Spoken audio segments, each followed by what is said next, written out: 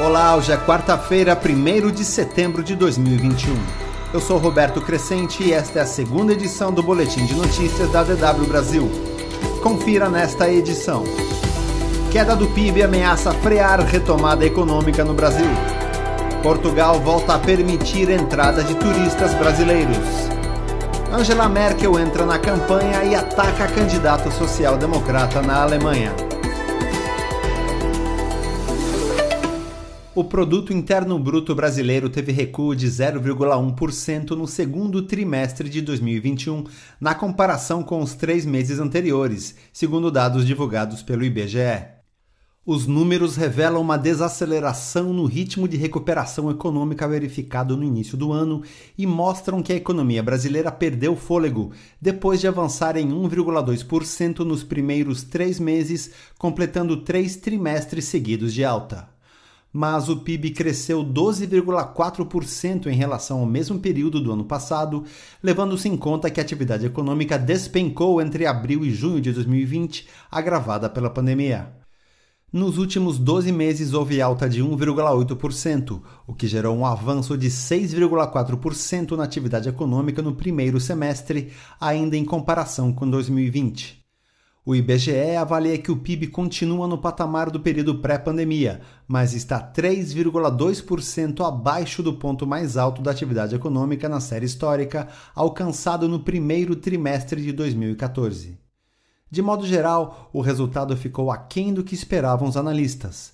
A expectativa era de um crescimento de 0,2% no segundo trimestre, na comparação trimestral.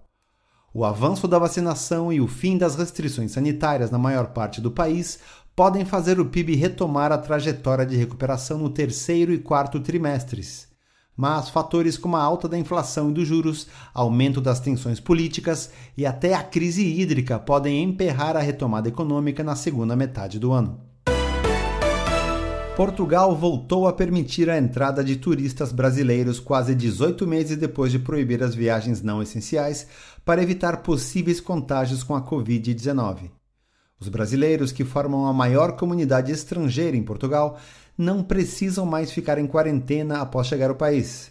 Entretanto, ainda é necessário mostrar um resultado negativo de teste de Covid-19.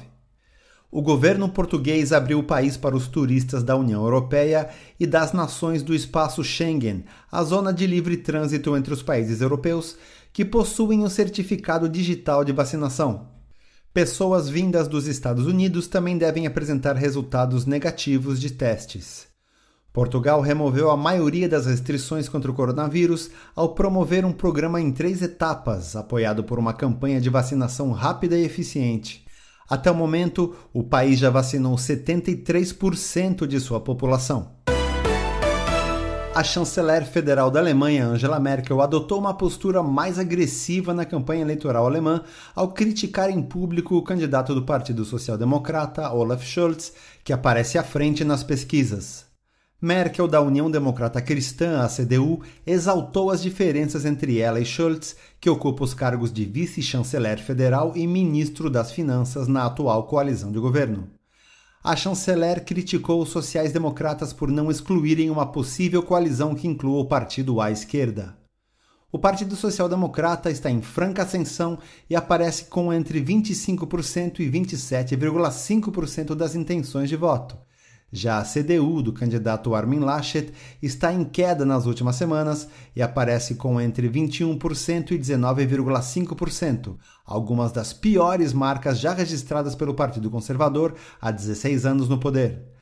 As duas legendas governam juntas a Alemanha desde 2013, mas a convivência tem sofrido abalos diante do crescimento de Scholz. A chanceler disse que há uma grande diferença sobre a visão do futuro da Alemanha entre ela e o social-democrata e defendeu a continuidade dos trabalhos governamentais. Um estudo internacional com a participação de cientistas brasileiros alerta que os incêndios florestais que ocorrem na Amazônia desde 2001 reduziram em ao menos 5% os habitats de grande parte das espécies de animais e plantas do bioma. O estrago é mais grave entre as espécies que já estão sob risco de extinção. Segundo o estudo publicado na revista Nature, 85% dessas espécies foram afetadas. No total, os incêndios podem ter afetado 95,5% das espécies de plantas e animais, o que inclui 53 das 55 espécies de mamíferos em risco de extinção, 5 das 9 espécies de répteis e 95 das 107 espécies de anfíbios ameaçadas. As conclusões são de um consórcio de pesquisadores americanos, chineses e brasileiros que analisaram o impacto dos incêndios na biodiversidade da Amazônia através do cruzamento de dados de satélite e mapas detalhados da distribuição de espécies. Mais notícias você encontra no nosso site. Acesse dw.com/Brasil.